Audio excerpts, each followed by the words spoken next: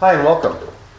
So today I'm going to be working on my 2016 Mini Cooper. This is a John Cooper Works. This would be the same if you had an S as well.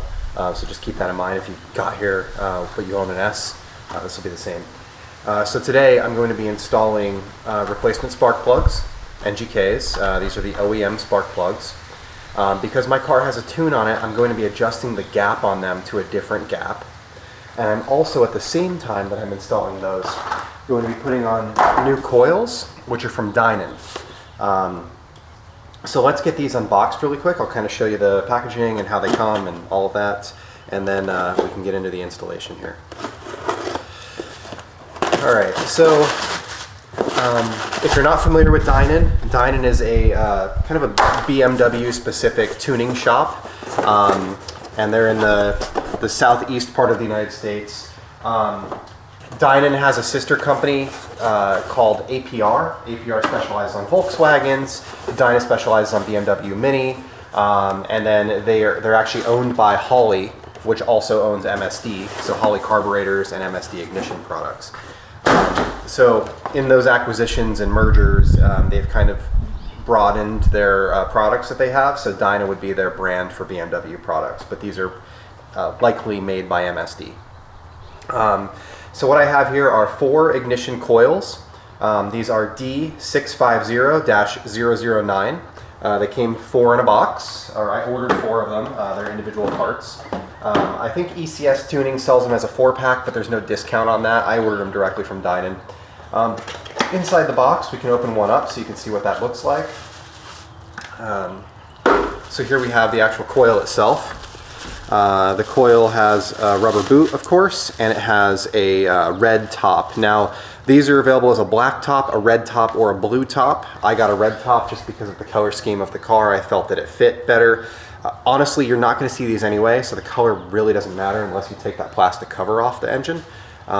So it's kind of moot, but they're all the same price, so they were all in stock. I just ordered the red ones. The spark plugs that we're going to be using today are the NGK Laser Iridium. The part number is, the stock number is 94201. So if you walk into AutoZone and you say, I need 4 94201 NGKs, they'll be able to find those in their system. The actual NGK part number is SIL, like silver, ZK GR8B8S. And I'll post that in the description as well. I ordered these, I think I ordered them from Amazon, but you can get them from Amazon, you can get them from ECS, FCP, my local Aries has them, but these are about 18 bucks a plug from the internet, and they're like $26 a plug from O'Reilly's. So I'm gonna get some tools together and then I'll come back. All right, so I went and got some tools. I unpacked the spark plugs. These are what the spark plugs actually look like, in case you haven't seen one yet. One thing that's interesting about these is they have this, it's kind of a 12-point on top of it. So you can't use a standard 6-point socket. You're supposed to use one of these. This is what the socket looks like. This is an Aries. It came from Amazon. I'll post a link in the description. This one's also magnetic, so I really like it actually. So you're going to need a socket or a ratchet to drive this, an extension, like a 4-inch extension, something like that. You're also going to need an E8, which is an external Torx. It's a bit that looks like this. You need that to take the old coils off and to install the new coils. So in your car, you probably don't have this strut tower bar. This is an NM strut tower bar. It's an aftermarket part. But I can still do this with that on there, so I'm just going to kind of work around it. So this cover just pulls off, it pulls straight up, and then I had to pull it forward because of the strut bar. So once that's gone, we're going to see our coils, which are right here. So there's 1, 2, 3, 4 coils. 2 of them have kind of this foam block over the top of them. So you can kind of just peel that back and push that out of the way. I find that's easier than taking it off. All of the coils have a E8 screw on them, so we'll loosen those up. All right, so if you look at this coil right here, you're gonna see that there's like a wire harness with a silver clip. So what we're going to do is we're going to use a little pick, and we're going to kind of pull up on that silver clip. You just want to be careful you don't pull too hard, and you just want to get it to snap back like that. So now I've got this little bit of gap between the clip and the top of the plug. The clip doesn't actually come all the way out. Then we can squeeze the clip and pull up, and the harness is going to come out. So that's kind of what it looks like right there. And we're going to do the same for the other 3. So now that those clips have been removed, we're going to pull the coils off. These lift up like that, and you know, they should probably be pretty clean and look just like this, but this is the factory coil. It's a BMW part. That's what it looks like. So let's remove all 4 of those. So now that we've got the coils out, we're going to remove the spark plugs. So spark plugs are in here. You're going to need a ratchet with an extension, like I mentioned, and you won't have this bar in the way. Okay, so we've removed our plugs. This is what my factory plug looks like, so it's not too bad. This car has 45,000 miles on it. Now, from the factory, they recommend that you change the spark plugs every 60,000 miles. My car has 45, but I just had it tuned. I'm adjusting my gap at the same time. I like to overdo maintenance a little bit. For tuned cars, the consensus seems to be that you want to do spark plugs every 30,000 miles, somewhere in that neighborhood. A little bit, you know, like twice as often as you would with a non-tuned car. And then the recommendation is that you do coils every other spark plug change. Now, if we want to talk about cost, like I mentioned earlier, these are about $18 a piece. So I think it's like $78 shipped for 4 of them with tax to California. These coils are about 40 bucks a piece. So, you know, it's like another, whatever, 160 bucks to get the coils too. But it's a complete ignition system replacement, so it's quite a bit of stuff that you're doing here. So we got our spark plugs out. The new ones are going to be gapped from the factory to the Mini Cooper specs. You should always check them, but they should come out of the box pre-gapped to what you need them to be. All right, so my recommended gap for these was 0.60 from my tuner. I believe these come out of the box gapped for 0.40. All right, so I'm adjusting my gap with this feeler here, so that's my 0.60, which is right where I want to be. So I'm just going to continue to gap all 4 plugs, make them the same. All right, so I adjusted my gap on my spark plugs. What I did was I just, you can kind of pull them out a little bit with a pair of pliers and bend it out just slightly if you need to open it. If you need to close it, you can use something soft like a piece of wood, and you can just kind of tap it on that piece of wood and it'll close this gap a little bit. This is a very firm piece of metal, so you know, I just kind of lightly tap it until I get to the point where I want it to be, or you know, be very careful with the pliers when you're opening it up that you don't hit that electrode or you don't like bend it to the left or to the right.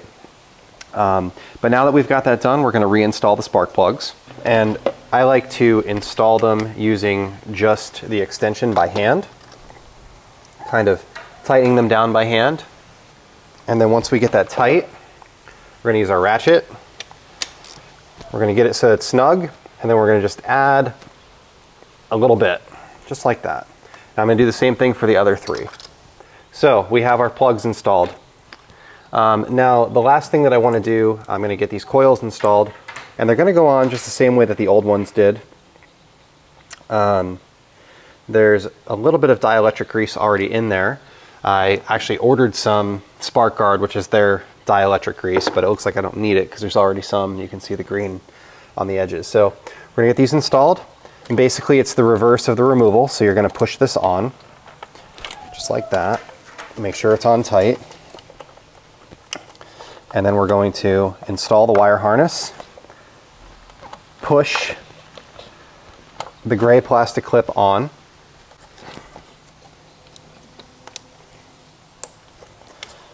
and then we will tighten our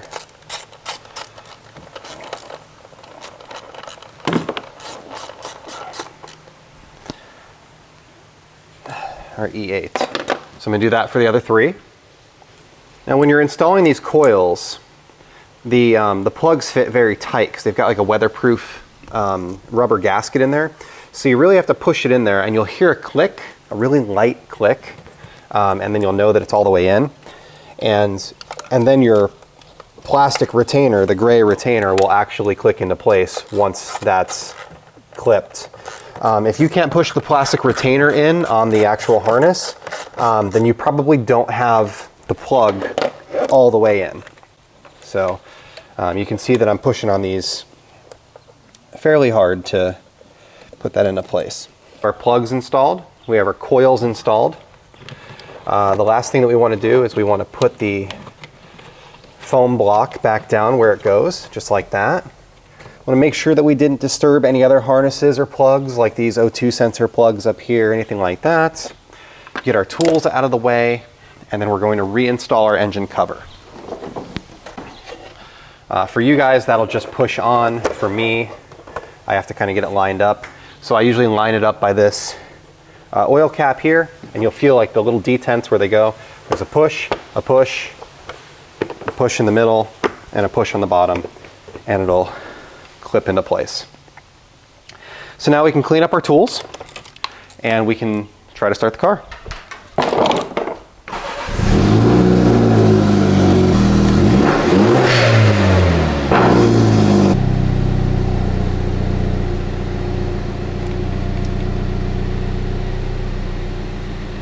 All right, so as you can hear, the car started normally. It's now idling normally. Sounds fine, performs fine, and I'm not having any misfire or other issues. So this appears to have been a success. They're installed, they're good. So what I'm planning to do myself, I'm doing oil changes a little bit more often on this car than you're supposed to. I'm doing them like every 6,000 instead of every 12,000, which is what the manufacturer recommends. Doing my air filter every time I do an oil change because I've got an aftermarket intake on it. I'm going to do the spark plugs probably every 20, and if I put another 40,000 miles on the car, then I'll do the coils at that time. I'm also going to keep a spare coil and a plug in the car. I'm not normally one to keep parts inside the cars, like it's one of those things. My cars generally don't break down, but these coils fail. They just do. It's a failure part. It's a wear item. They fail. And you know, if you're 2 hours from home and you have a failed coil misfire, it's very easy to read a code to see which one it is, or to swap one of them out and see if it fixes it. But oftentimes they won't have these in stock. Even though, well, maybe they will for this car. My Golf R, that was a huge problem on the Golf Rs. They went bad. People didn't have them. They got stranded, etc. These maybe not so much because this fits the X1 and a bunch of other BMWs. But I'm going to keep one in the car anyway with my spare tire kit kind of in the trunk. And I'm also going to keep a plug just in case one ever goes bad. I'll have a spare. So anyway, thank you for watching. Hopefully this helps somebody out. Hopefully if you enjoyed it, you'll subscribe. There's a lot more mini content on the channel. So thank you and have a great day.